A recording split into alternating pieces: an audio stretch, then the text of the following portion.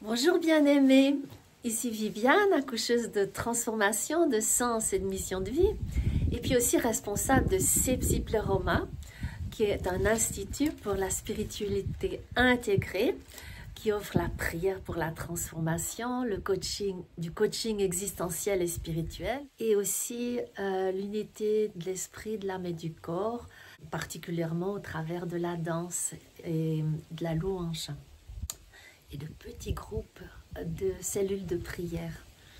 J'aimerais vous partager aujourd'hui une perle qui m'a été transmise de mon amie Anne-Rie d'Afrique du Sud et qui m'a fait découvrir le conférencier et auteur Robert Anderson avec un de ses livres Father, Friend and Judge, où il va décrire 3 dimensions de la prière qui est présentée par Jésus dans l'évangile de Luc.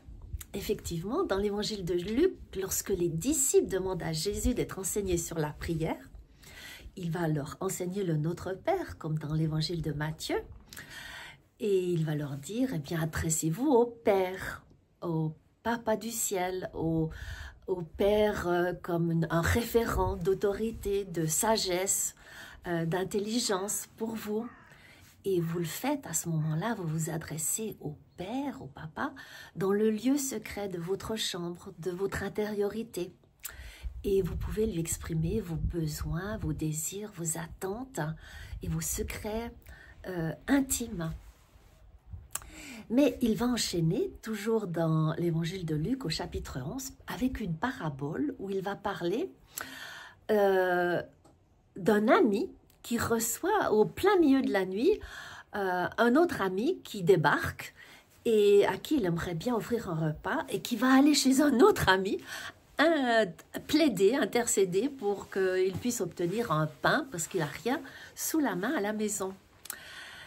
Et là, donc, Jésus, au travers de cette parabole, nous dit Anderson, semble nous inviter à nous positionner devant Dieu dans la prière comme face à un ami, d'égal à égal. Mais pas pour nos besoins, pas pour nos propres demandes, mais pour les besoins de l'autre, d'autrui. On devient comme un médiateur, comme un intermédiaire entre notre ami Dieu et cet autre ami sur cette terre. Et là, eh bien, on est vraiment d'égal à égal, comme Jésus nous a positionnés, non pas comme des serviteurs, mais comme ses amis. Et on s'adresse à notre ami. Et là, l'Évangile nous dit, eh bien, si un ami terrestre pourrait rechiner à rester dans son lit, à ne pas ouvrir sa porte, eh bien, il n'est pas du tout pareil de son ami céleste. Il va être prompt. Si on demande, il nous répond. Si on frappe, il nous ouvre. Et si on cherche, on va trouver. Et il nous assure qu'il donnera le Saint-Esprit à qui il le lui demande. Oui, notre ami a peut-être besoin, notre ami a peut-être besoin de guidance, de consolation, d'éclaircissement, de vérité, de conviction. Eh bien, tout ça, on peut lui demander à notre ami Jésus pour qu'il réponde à notre prière d'intercession pour quelqu'un d'autre, pour un ami, pour une amie. Et puis, l'évangile de Luc poursuit un peu plus tard et Jésus continue son enseignement sur la prière pour ceux qui se trouvent face à des non-réponses, au découragement dans la prière. Et il va offrir une parabole qui est celle d'une veuve qui demande constamment justice à un juge, qui est qualifié là dans la parabole d'inique. Et à nouveau, c'est comme par comparaison que Jésus dit, mais vous savez que votre Père Céleste, votre ami, à qui vous vous adressez dans la prière, et aussi votre juge, il n'est pas du tout un juge unique, comme pour cette femme dans la parabole. Il va promptement, vraiment promptement, répondre à vos prières. Et il va rendre justice, il va vous rendre justice. Et il termine cette parabole d'une manière très surprenante en disant « Mais est-ce que le Fils de l'homme trouvera-t-il encore de la foi sur la terre quand il viendra ?» La foi, c'est cette capacité d'être en relation avec plus grand que soi, de faire confiance, de partager son intériorité, son cœur avec Dieu, de lui faire part de mes besoins, de mes attentes, de mes désirs et de comme dialoguer avec lui pour le consulter, pour évoluer intérieurement, mais aussi pour peut-être se positionner différemment dans la réalité et réclamer ce qui nous a été promis dans la Nouvelle Alliance. Alors peut-être c'est une invitation à se positionner des fois dans les cours célestes, dans les lieux très hauts, dans le lieu très saint, là où est Jésus, le roi de justice, Melchisédek, comme nous dit l'Épître aux Hébreux, notre grand souverain sacrificateur qui est assis à la droite de Dieu et que Paul décrit aussi dans l'Épître aux Éphésiens comme celui qui est au-dessus de toute autorité, toute domination, toute puissance, toute dignité. Tout ce qui a été nommé dans les siècles passés et dans les siècles à venir, il est au-dessus de tout.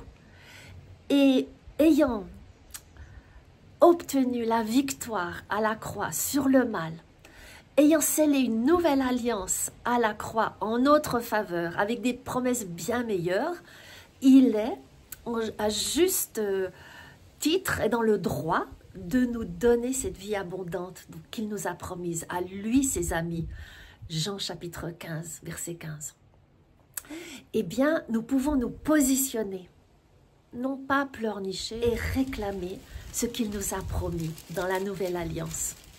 Alors, se positionner dans les cours célestes, dans le lieu très saint, auprès de Melchisédek, notre roi de justice, notre souverain sacrificateur, c'est peut-être aussi venir lui apporter les péchés des 4 générations précédentes, puisque la malédiction peut se prolonger sur 4 générations, nous dit l'Exode, mais aussi réclamer la bénédiction sur 1000 générations qu'il a promises, et aussi réclamer le pardon de tous nos péchés, de toutes nos fautes, de toutes nos fraudes, de toutes nos iniquités, tout ce qui traîne dans notre lignée, toutes les fausses alliances que nous avons scellées avec le monde des ténèbres qui n'appartient pas à Dieu.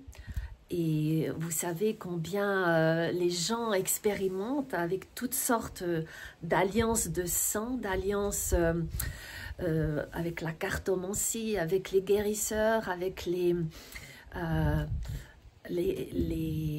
devins, les astrologues.